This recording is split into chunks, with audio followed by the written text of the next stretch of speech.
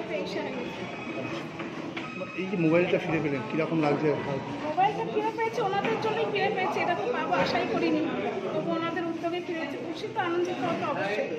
মোবাইলটা আবার কতদূর ঠিকঠাক থাকে। এই বারাসাত জেলা পুলিশকে কি বলবেন? ধন্যবাদ ছাড়া কি বলবো, ওনাদের প্রচেষ্টাই তো পাওয়া গেল, ওনাদের ছাড়া তো পাওয়া যেত না, আশাও করিনি পাবো বলে। আপনার নাম? আপনার নাম? প্রিয়া পাল।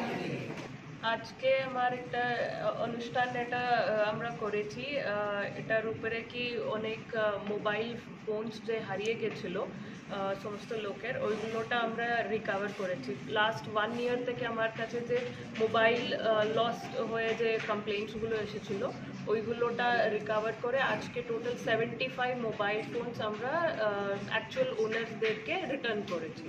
তার জন্যই এই অনুষ্ঠান হয়েছে। আর এখানে আপনারা দেখছেন সবাই যারা ওনার মোবাইলগুলোটা ফেরত পেয়েছেন উনি এসে একসঙ্গে কালেক্ট করছেন। ম্যাডাম, এগুলো কবে চুরি হয়েছিল? এগুলো কতদিনের মোবাইল? লাস্ট 1 ইয়ার থেকে, মানে আমরা ইউজুয়ালি মানে এটা আমরা কন্টিনিউয়াস প্রসেস থাকে আমার মোবাইল ট্রেসিংয়ে। তো যেরকম রিকভারি হয়েছিল তো কিছু কালেক্ট হওয়ার পরে আজকে আমরা এরকম প্রোগ্রাম করে ওনাকে রিটার্ন করছি। তো লাস্ট 1 ইয়ার ধরে যতগুলো মানে হারিয়ে গিয়েছিল ওগুলোই রিকভার হয়েছে। মানে বছরে তো অনেক কমপ্লেনই আসে। 1 বছরে বলছেন আপনারা 75টা ফোন রিকভারি করছেন, বাদ বাকিগুলো কি পাওয়া গেল না?